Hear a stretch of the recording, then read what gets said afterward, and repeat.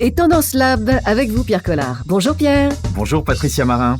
Cette semaine, on va parler de prêt-à-porter Made in France, car nous sommes rendus compte que les Français apprécient de plus en plus les produits fabriqués en France. Alors, on savait déjà que les Français aimaient particulièrement acheter des voitures françaises, Et figurez-vous que pour plus de 90% d'entre eux, acheter français est un acte citoyen, car cela leur donne l'assurance que leur achat a été produit selon des normes sociales respectueuses des salariés. Une majorité de Français voit aussi dans les produits fabriqués en France un gage de qualité. Concernant l'habillement, même tendance. À la question « Pour quel produit la fabrication française compte-t-elle davantage ?», 74% répondent l'habillement et l'automobile, juste après l'alimentaire qui, lui, arrive en tête. C'est ce qu'affirme une étude récente. Ça, c'est plutôt une bonne nouvelle. Ça veut dire que les conditions de fabrication des vêtements deviennent une préoccupation pour le consommateur.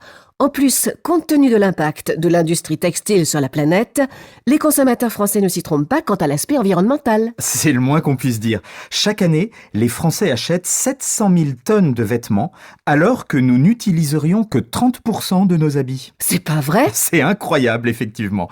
Et ce qui aggrave encore plus la situation, c'est quand on prend conscience qu'il faut plus de 2000 litres d'eau pour fabriquer un simple t-shirt. 2000 litres d'eau ? Pensons-y quand on coupe l'eau en se lavant les dents, parce qu'on n'y pense pas forcément quand on achète un t-shirt. Et justement, c'est peut-être sur le plan des valeurs que le Made in France peut se faire une place dans le prêt-à-porter. Hélène Sarfati-Leduc est fondatrice associée du French Bureau, un bureau d'études sur la mode responsable. Elle confirme, les consommateurs sont désormais plus attentifs aux conditions de fabrication des vêtements. Écoutons-la. La crise a quand même beaucoup changé les choses. On s'est rendu compte que finalement, acheter toujours moins cher et loin, ça n'était pas un bon calcul. On s'est rendu compte qu'il y avait des emplois qui disparaissaient et qu'au final, le consommateur se dit « Je vais faire un acte citoyen quelque part en essayant d'acheter local, comme ça, j'aide des gens à garder leur travail. » Alors, en ce qui concerne la question du prix, elle est fondamentale et majeure. C'est toujours pareil. On veut toujours acheter moins cher, mais nous, ce qu'on défend et ce qu'on a pu constater, c'est qu'en travaillant de manière propre et responsable, c'est-à-dire éthique, on peut complètement rester encore compétitif sur le marché. Et elle a raison, car les Français se disent également prêts à payer plus cher pour acheter des produits fabriqués en France. Et ça, les marques l'ont bien compris. Elles s'attachent d'ailleurs à ne pas faire déraper les prix. C'est notamment le cas de 1083, une marque de vêtements qui connaît un vrai succès en France. Tout à fait. 1083, ce sont des jeans à 89 € ou des chaussures à 69 € fabriqués dans un rayon de 1083 km, les deux points de France les plus éloignés, Porspoder au nord de la Bretagne et Menton au sud-est. L'entreprise a déjà vendu en 3 ans 15 000 jeans et 5 000 paires de chaussures, ce qui lui a permis de multiplier par 5 son chiffre d'affaires. Et s'il y a un secret à cette réussite à retenir pour le fondateur Thomas Huriez, c'est la transparence. On l'écoute. On dit ce qu'on fait ce qu'on dit. C'est-à-dire que sur les réseaux sociaux, on explique chacune des problématiques auxquelles on fait face. Et on explique nos solutions quand on les trouve. Récemment, par exemple, on a dû acheter des poubelles pour notre atelier. Et donc, on a trouvé des poubelles fabriquées en France.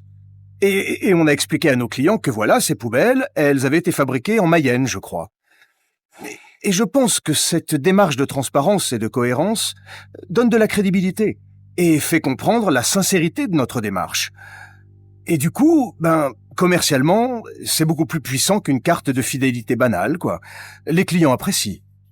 La réussite du Made in France serait donc directement liée à l'éthique des produits ? Disons que quoi qu'il arrive, Patricia, les marques ne peuvent plus échapper à la question éthique. On pourrait même dire que dans l'esprit du consommateur, fabriqué en France égale fabriqué avec une certaine éthique.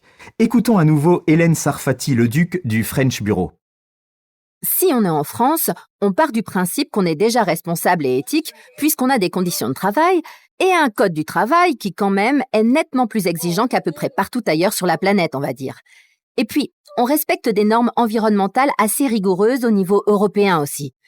Ça me semble donc totalement incohérent de proposer du Made in France sans être complètement éthique, aussi bien dans la communication que dans le marketing. C'est l'ensemble de la stratégie de l'entreprise qui doit être éthique et responsable. Notez d'ailleurs qu'un site internet www.madein-france.com recense une bonne partie des marques de vêtements qui fabriquent en France. Cela prouve bien que cette question prend de plus en plus d'importance aux yeux des consommateurs.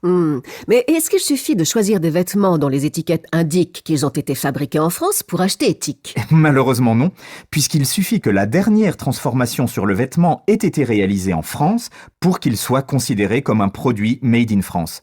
Par exemple, un jean qui a été fabriqué en Chine mais assemblé en France pourra se dire made in France. Oh, mais c'est de la triche, ça! C'est quasiment de la triche. Pourtant, c'est la loi qui le dit.